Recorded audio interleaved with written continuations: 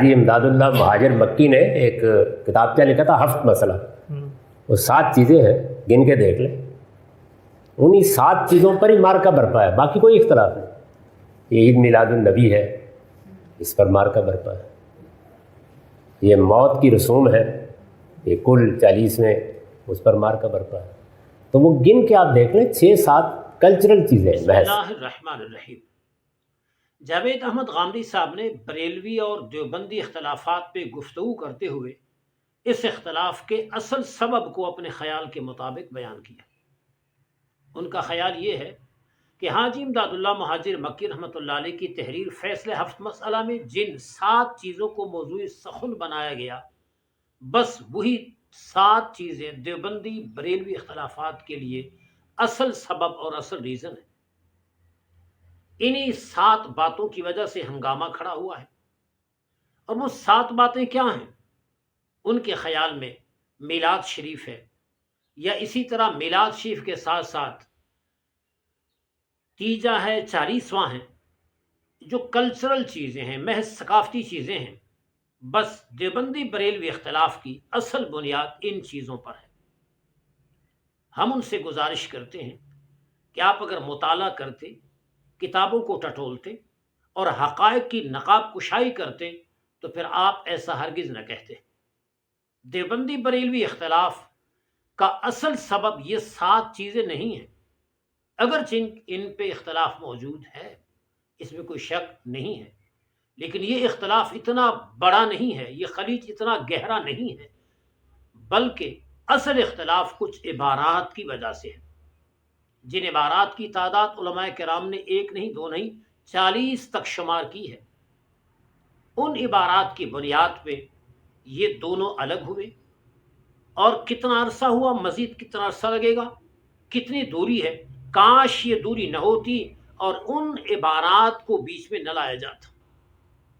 ان عبارات میں مثلا تقویت الایمان میں اسماعیل دہلوی کی عبارت ہے، وہ لکھتا ہے کہ اس رب کی شان تو یہ ہے کہ چاہے تو کروڑوں محمد پیدا کرے صلی اللہ علیہ وسلم۔ تو نبی کریم علیہ الصلوۃ والسلام کے حوالے سے ایسا کہنا، اس نے اتنا بڑا اختلاف پیدا کیا کہ دونوں الگ ہوئے، بریلوی الگ اور دیوبندی الگ۔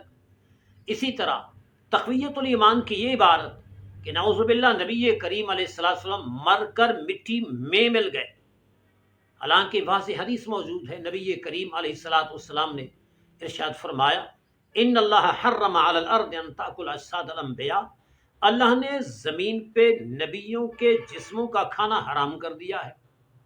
اسی طرح عبارت یہ ہے کہ نعوذ باللہ اللہ جھوٹ بول سکتا ہے، فتاوی رشیدیہ کے اندر لکھا گیا۔ اسی طرح شیطان اور ملک الموت کے علم کو نبی کریم علیہ السلام کے علم پاک سے زیادہ بتایا گیا، براہین قاطعہ کے اندر، خلیل احمد بیٹوی صاحب کی کتاب۔ پھر کہا گیا کہ اللہ کے نبی کو اپنے انجام اور دیوار کے پیچھے کا نہیں پتا، یہ بھی براہین قاطعہ کی عبارت ہے۔ اس طرح جانوروں، پاگلوں اور بچوں کے علم کو نبی کریم علیہ السلام کے علم پاک سے تشبیہ دی گئی، حفظ الایمان کی عبارت ہے۔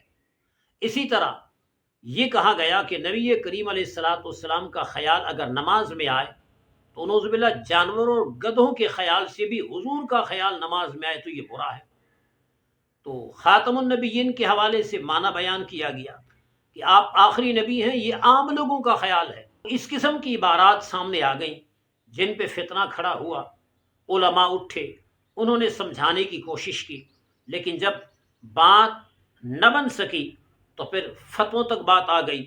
پھر مکہ پاک کے علماء، مدینہ پاک کے علماء نے فتوی دیے، بر صغیر پاک و ہند کے علماء نے فتوی دیے۔ اگر کسی کو مزید تفصیل چاہیے تو پھر حسام الحرمین کا مطالعہ کیا جا سکتا ہے۔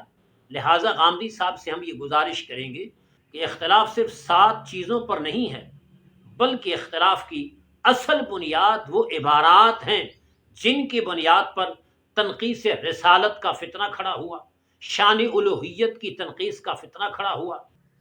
کاش ایسا نہ ہوتا، لیکن افسوس ہے کہ امت تقسیم ہو گئی اور تقسیم در تقسیم ہوتی جا رہی ہے۔